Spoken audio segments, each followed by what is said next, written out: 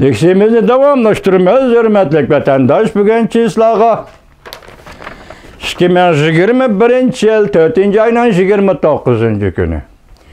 Endiki mavzu mundaq vatandaşım. Amerika'nın Afganistan'dan askeri çekindirişinin jöngo üçün stratejilik ahmiyeti mavzulu haber 4. ayının 29. günü Amerika avazdan Xitay tili programı ilan kılındı haber. Mundaq başlan. Amerika Qo'shma Shtatlar Davlat Mahkemasi, Amerika Qo'shma Shtatlar Prezidenti Joe Biden haftaning 3. kuni Amerika Davlat Majlisida nutq so'zlaydi. Amerika armiyasi 9. ayning 11. kunidan burun Afg'onistondan chekindirish mo'ljallanyapti.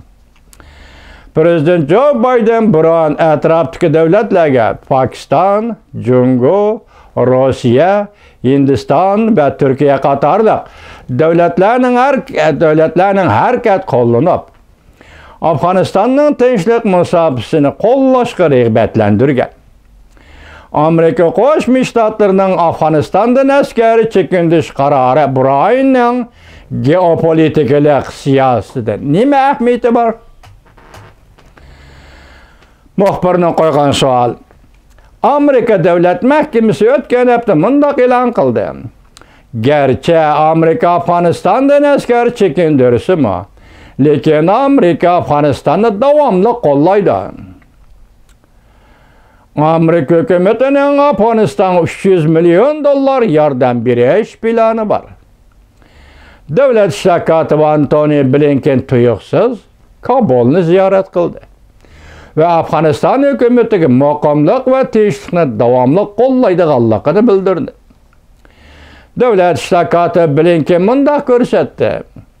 Men bu qatimqi ziyoratim orqali Afg'oniston xalqiga bergan va'dalarimizni davomli kuchga ega bo'ladiganligini bildiraman.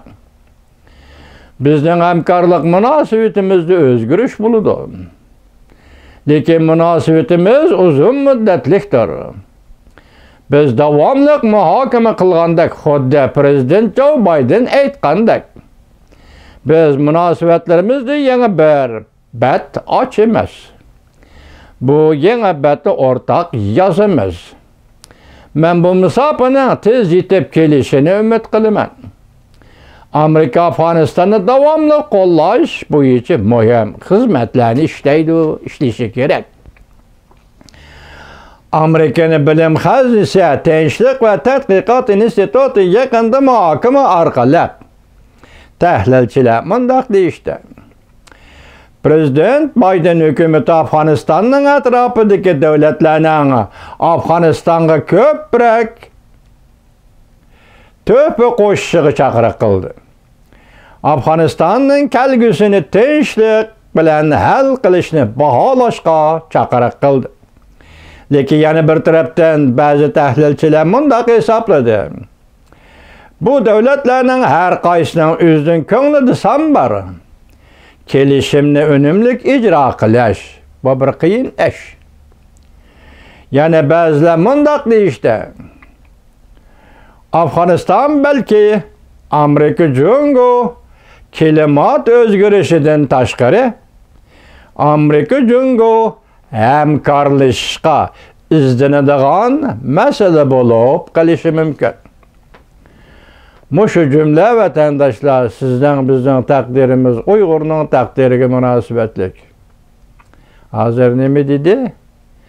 Amerika Jungo o'tirish navbati jiddiy deb qaralayotgan deyilsa, klimat o'zgarishi, endi bu yerda klimat o'zgarishidan boshqa Afg'oniston masalasi askar chekindirish bu mesele hazır ikinci bulup Amerika Jungo oturusida izlenadigan hem karlışkı izlenadigan muhim mesele bulup kalishi mümkün. Bu cümle bek eğer cümle vatandaş.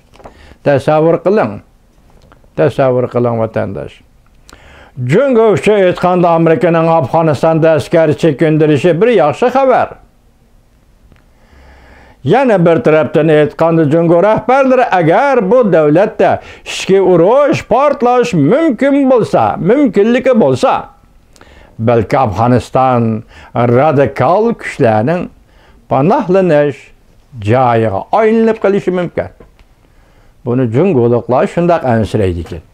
Tuvanda endi bir ikki kalimada sizlar bilan muhokama qilaylik vatandoshlar.